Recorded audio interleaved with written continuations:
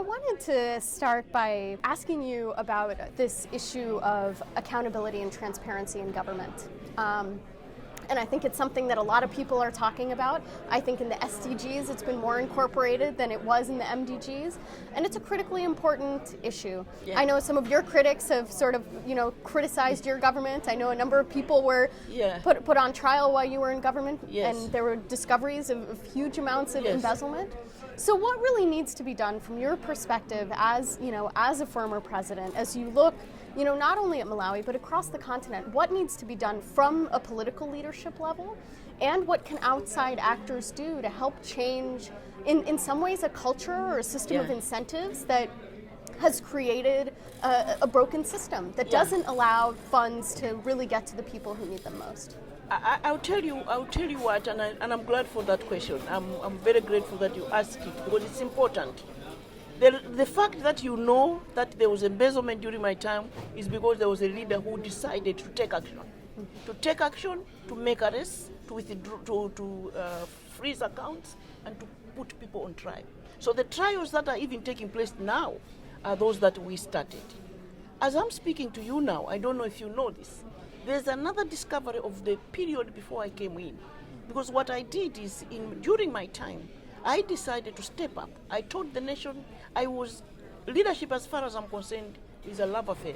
You fall in love with the people and the people fall in love with you. So if you truly love the people, you will never want anybody to exploit them or to steal from them. So I made an announcement to the nation that one thing that I was going to do is to investigate and to arrest and to try. And I was fortunate that the European Union ambassador by the name of Alexander Baum is the one who alerted me about the theft that was taking place. The goodness with your question is that's how we need to tackle it, to be brave and to take action. There's nobody else who's going to do it but African leaders to take the lead. So in my case, what I did was to institute an investigation. I was fortunate that the British government provided resources to me to conduct what I call a forensic audit. So now we have a forensic report, a public document. Very few leaders will do a forensic audit in their government during their time. What I hope you know now is that there's now an investigation into the 3 years before me of $1.2 billion. Now that investigation is going on, but there's a lot of challenge. There's a lot of hesitation on the part of the government to take action.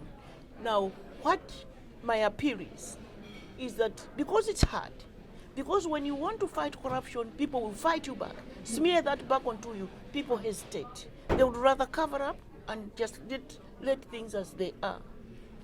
When it is a woman leader, that will not happen, because a woman leader wants to do it right. And sometimes at the cost of votes and the cost of a position in State House. The decision we have to make as leaders, did I come to serve or did I come for the power? If I came to serve the people that I claim to love, then I will take this risk and put the people first.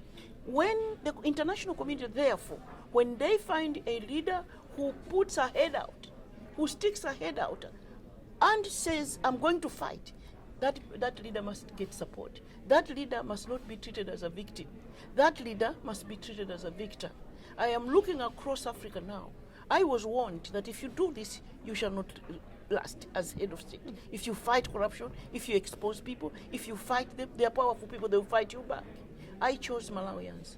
And I know, as I'm speaking to you now, there's a whole crop of African leaders that are taking that route as well, that are brave, and the international community must stand by them and help them and make them feel that they are victors. They are not victims. Don't make them look guilty. Because what they do, the powerful people will use the media to threaten you, to intimidate you. But you need to stand strong. But you also need support. And I am just truly grateful and proud that I did what I did. And therefore, Malawi shall never be the same again.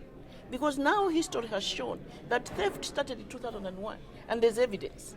But the first time people have been arrested and tried is when I was in office.